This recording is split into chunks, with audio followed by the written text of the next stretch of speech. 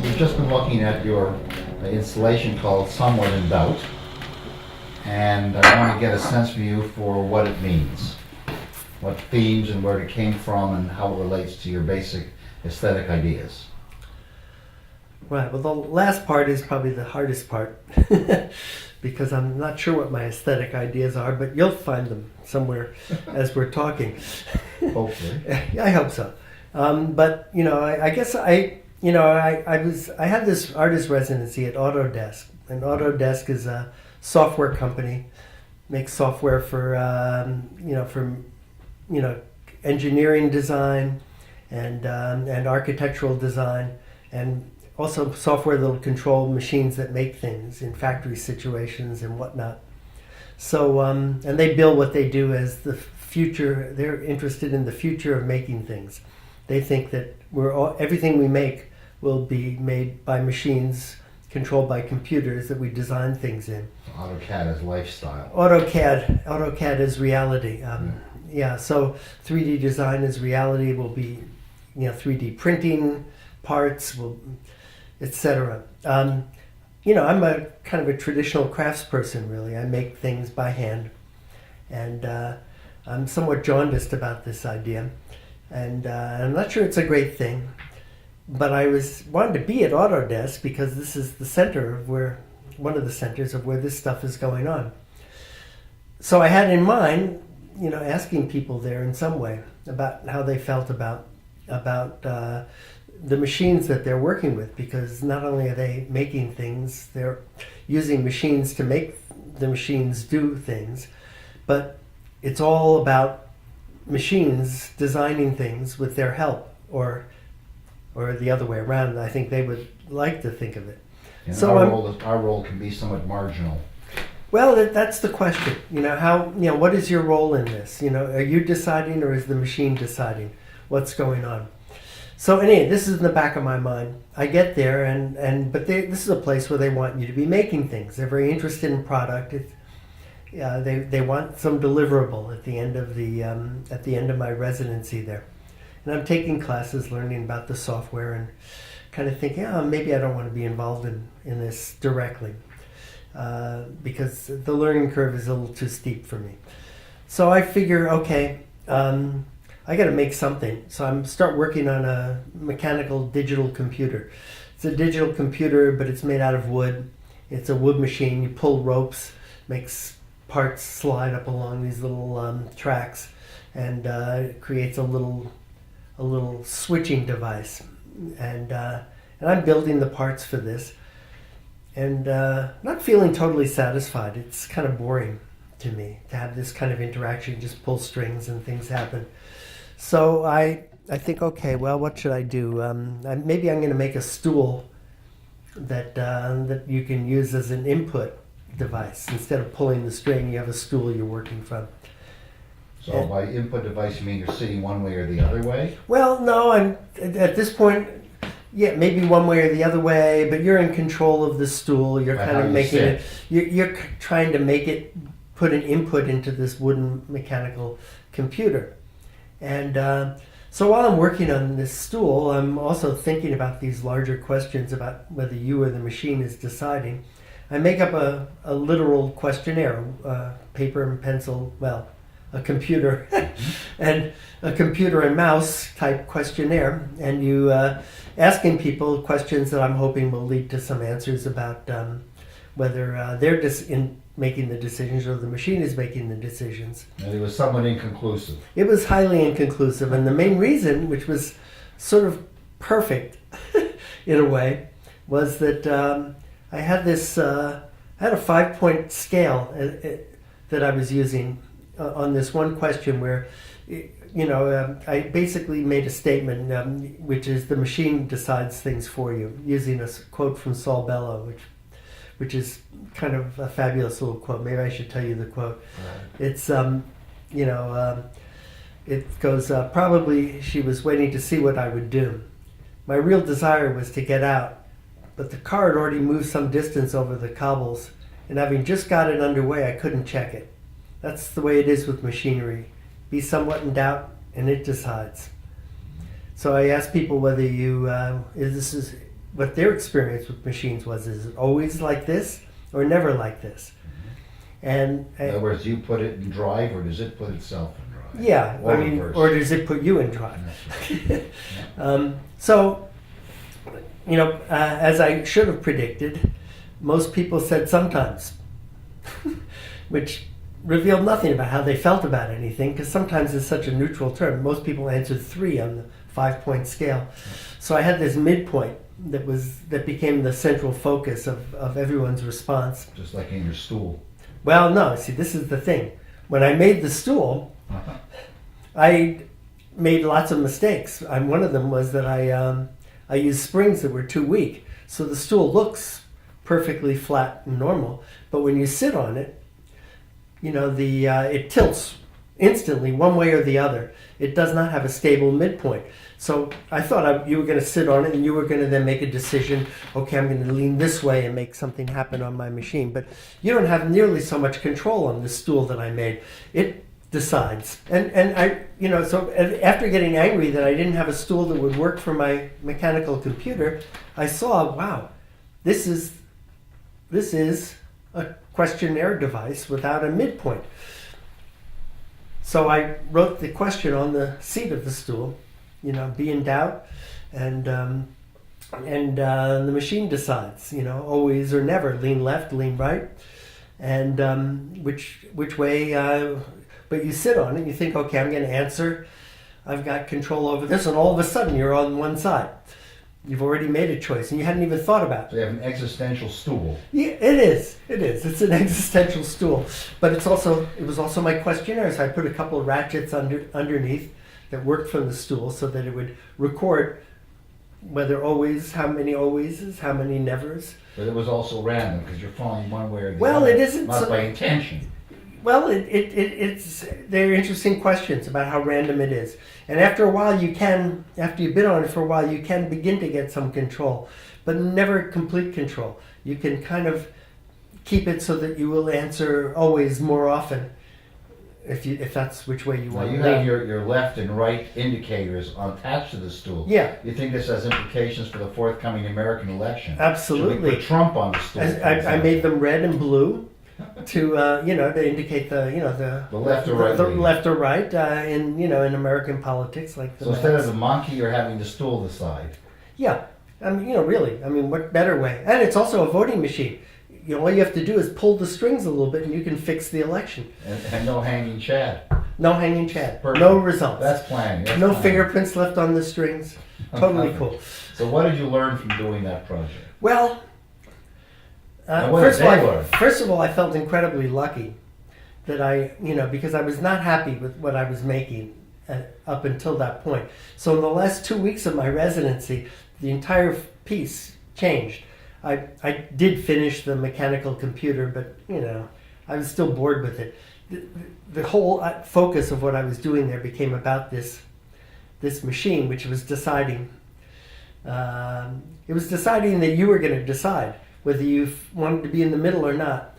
So I kind of like this machine that decided no midpoints. You're with me or you're against me.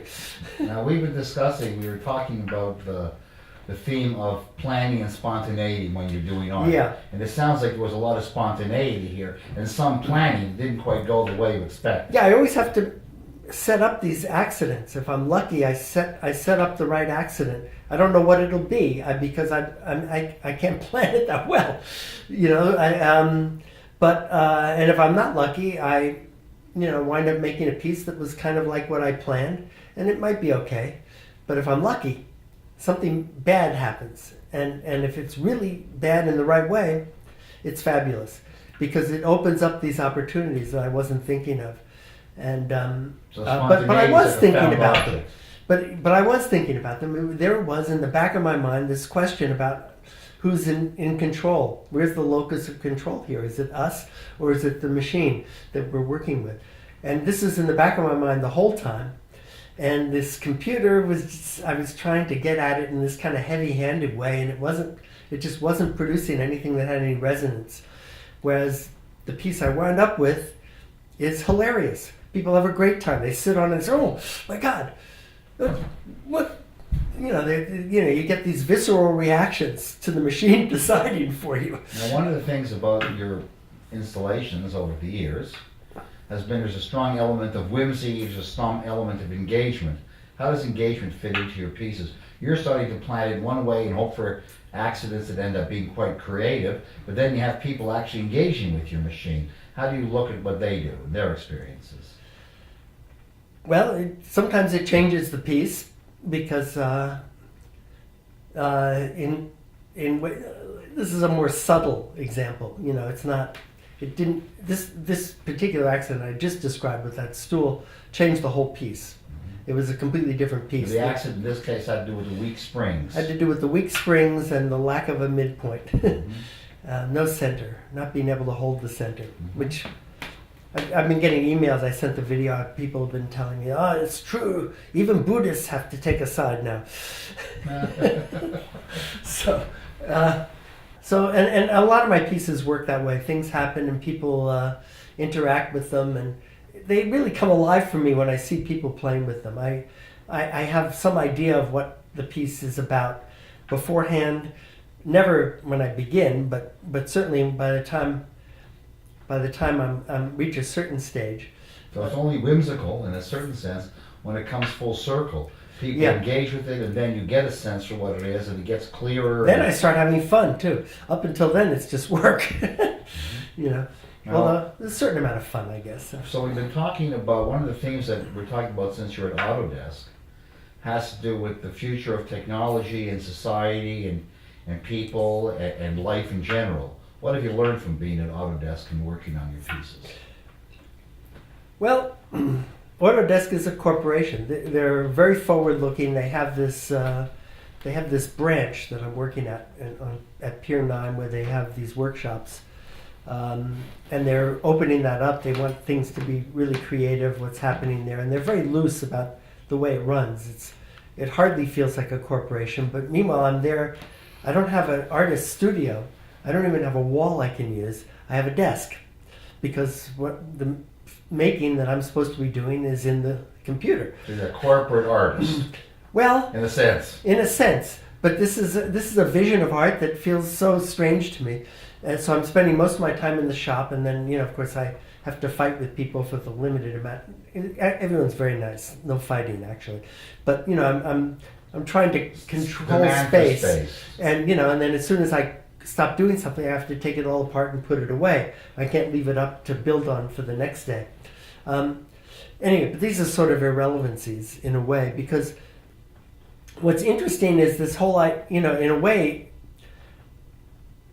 I'm asking this question, are you in control or is the machine in control? But what I love about the way I make pieces is that I'm not really in control of what's going on. I'm in control in a very loose way. And I don't know if you would say that it's the machine that's deciding, but there's something about the process that I've set up. The feedback is very important. That's somehow making this thing happen. Yeah, the feedback, just the accidents. If I'm lucky, I recognize the potential of the accident.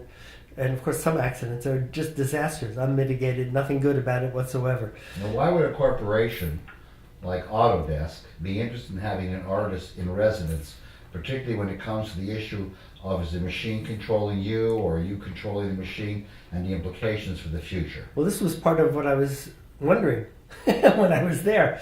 But I think one of the main reasons is that they are a corporation. They're interested they're interested in using whatever they can, and they love what they do. They think they're doing they think they're making the future, and they probably are. What I'm making is the past, really. No. And so they think they're making the future. They're really enamored of what they're doing, and they love themselves. And here I am reflecting on them, even if it has some negative connotations about what they're doing. They think it's great. They want to know more. Now, we began with a question. I guess we'll close our conversation with a question, which has to do with the nature of your aesthetic. Now, you're dealing with very modern questions, but you're using very old-fashioned kinds of objects. You got wood surfaces and you got springs that are stronger or weaker.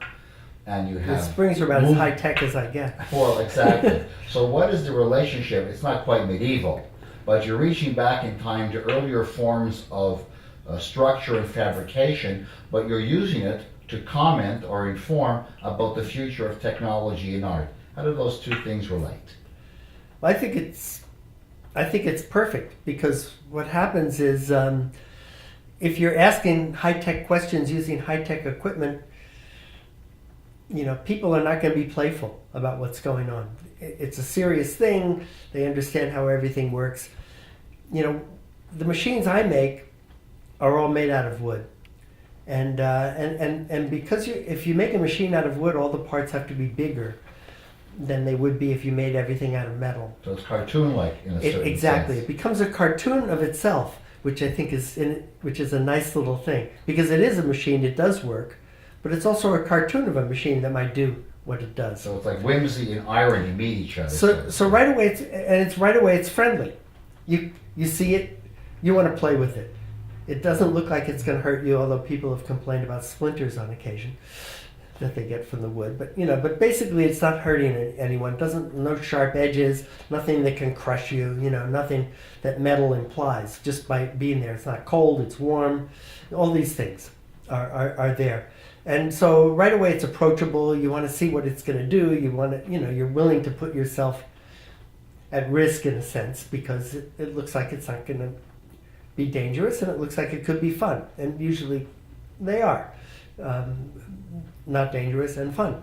Now, we were speaking earlier, we were talking about the romance of the beginning of the 20th century, where certain kinds of innovations and technical innovations became icons that people saw with a kind of awe.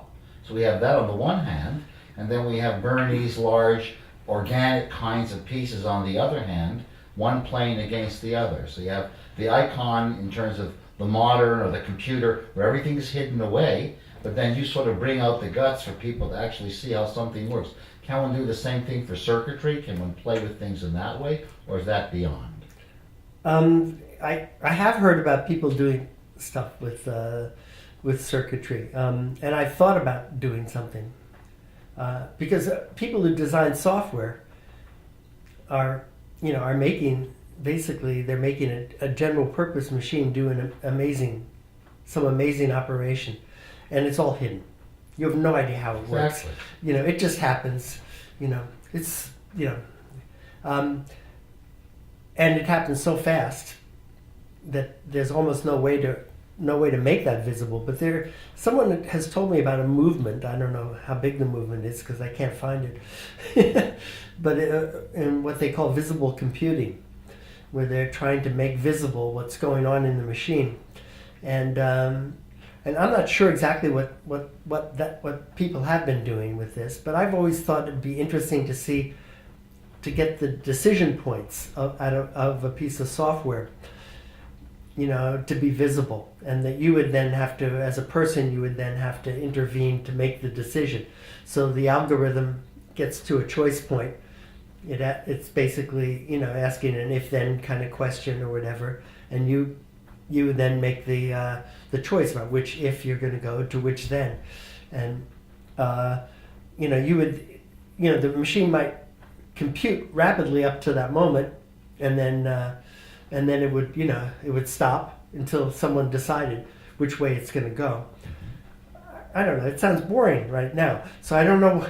I haven't figured out how to manifest this in a way that's going to be a lot more fun. But in a certain sense, when we take back and bring our conversation to a conclusion, when we take a look back at the kind of pieces that you've done, there's a whimsical aspect, there's a playful aspect, but in a certain sense you've taken machines, and because the way you blow up all the parts and the process, you sort of slow it down so people can become aware of it and become aware of human foibles and the way we engage it.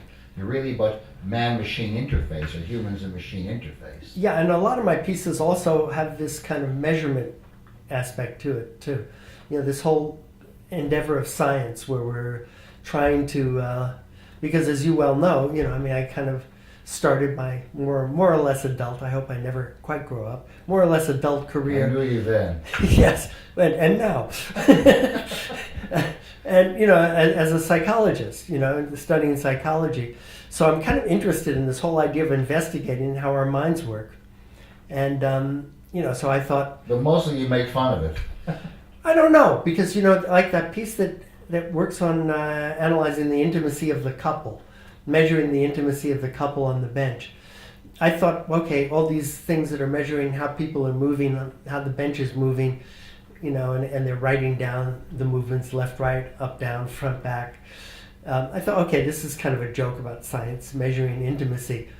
But, if you look at the printouts, and I was looking at the printouts, the write-outs, at the same time as I'm watching a couple on a bench, you can sort of size up a couple who are moving on a bench together about how they're getting along with each other, just watching them, because we are machines that do that kind of stuff really quickly. So they move into kind of synchronization. They move in a sort of synchronous way. They're kind of having fun with each other. They're playing with each other and the bench, which is another machine. And that gets reflected in the write-out, because that way you've got all three, the front, down, up, back, left, right, or all three of those pens are kind of registering somewhat at the same time.